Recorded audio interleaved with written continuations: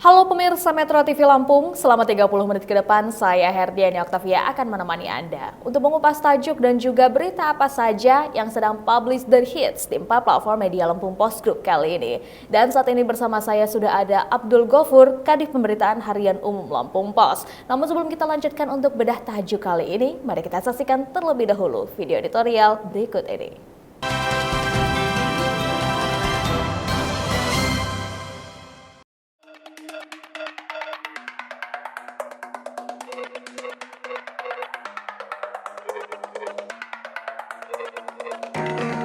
Bidik pengusaha nakal tata niaga.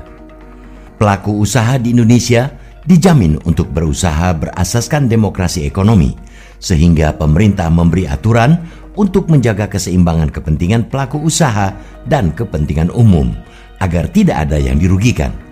Hal itu sesuai amanah konstitusi negara yang diturunkan ke Undang-Undang Nomor 5/1999 tentang larangan praktek monopoli dan persaingan usaha tidak sehat.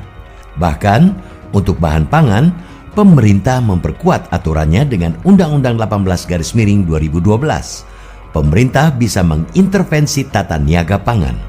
Pada pasal 46, pemerintah dan pemerintah daerah bertanggung jawab dalam mewujudkan keterjangkauan pangan bagi masyarakat, yakni mulai dari distribusi, pemasaran, perdagangan, stabilisasi pasokan dan harga pangan pokok, serta bantuan pangan. Seperti di Lampung misalnya, harga singkong dan kelapa sawit sempat menjadi sorotan karena harganya tidak sesuai dengan harga produk turunannya.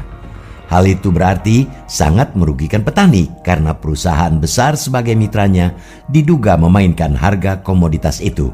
Kondisi ini akhirnya mendorong pemerintah provinsi atau Pemprov Lampung bergerak.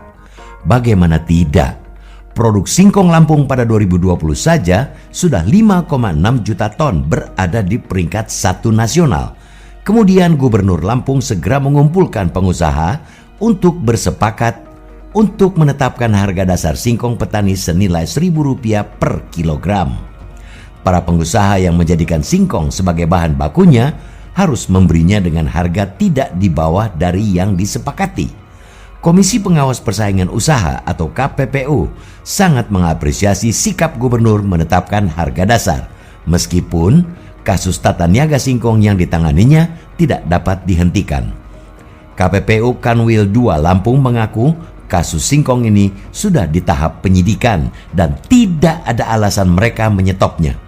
Sebab penyelewengan tata niaga singkong itu dinilai sangat merugikan pihak petani yang menjadi mitra perusahaan.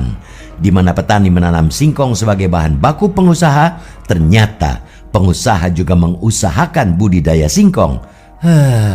Sehingga perusahaan leluasa menentukan harga untuk mengambil keuntungan sebesar-besarnya dari petani. Begitu juga dengan minyak goreng yang diduga tata niaganya terjadi penyimpangan. Terbukti kasus ini ditangani langsung KPPU Pusat sebab melibatkan banyak kasus di daerah. Sebab harga minyak goreng yang terus melambung diduga ada permainan dari pengusaha terkait ekspor impor CPO. Sementara harga di tingkat petani mulai merosot. Dari segala kasus yang terjadi itu, pemerintah daerah tidak sekedar bertanggung jawab dalam membuat kesepakatan harga dasar, sekaligus juga mengawasi tata niaga atau praktek perdagangannya di lapangan. Jangan sampai kesepakatan itu tidak diindahkan, sehingga lagi-lagi petani dirugikan atas harga komoditas yang diusahakannya. Padahal jelas sistem tata niaga di Indonesia menganut demokrasi ekonomi, di mana semua pihak dijamin saling menguntungkan. Lagi pula, praktek perdagangan yang diselewengkan itu bukan hanya KPPU yang bertanggung jawab mengawasi dan menindaknya. Kepolisian dapat berkolaborasi untuk membidik pengusaha yang nakal dalam bertata niaga. Dengan pengawasan itu, yakinlah tidak ada lagi praktik monopoli, oligopoli, dan lainnya yang merugikan salah satu pihak.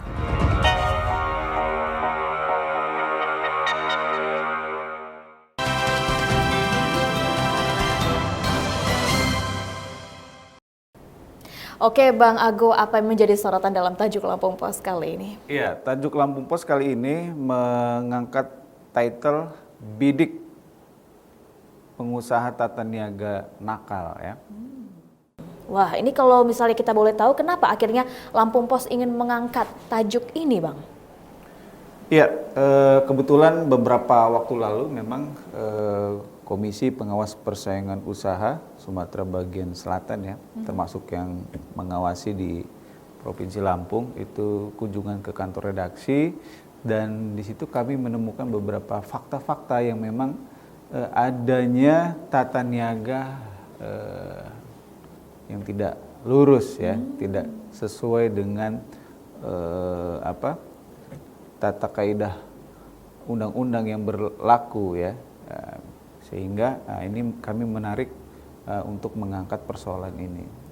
Apalagi kita masih berada dalam situasi minyak goreng yang ya bisa dibilang masih belum stabil, kemudian harga kebutuhan pangan itu juga masih tidak stabil ya, terjadi beberapa kenaikan-kenaikan.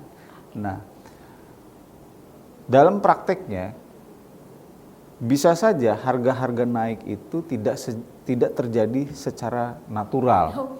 Tidak terjadi karena memang ada mekanisme pasar yang memang berjalan ideal, tetapi ada sesuatu yang disebabkan disengaja dilakukan sehingga ada pihak-pihak yang diuntungkan, ada pihak-pihak yang dirugikan. Nah, inilah peran dari KPPU. Wah, ironis sekali tentunya setelah kita melewati 2 masa pandemi dan tentunya kita seharusnya saling berperan untuk meningkatkan perekonomian kita, tapi ternyata ada unsur-unsur yang mencoba mencari celah keuntungan di sini. Di saat kondisi masyarakat sebenarnya juga sedang sengkarut dengan perekonomian. Nanti kita akan lanjutkan lagi ya Bang Ago. Dan untuk Anda pemirsa Metro TV Lampung, tetaplah bersama kami dalam Bedah Tajuk Lampung Pos.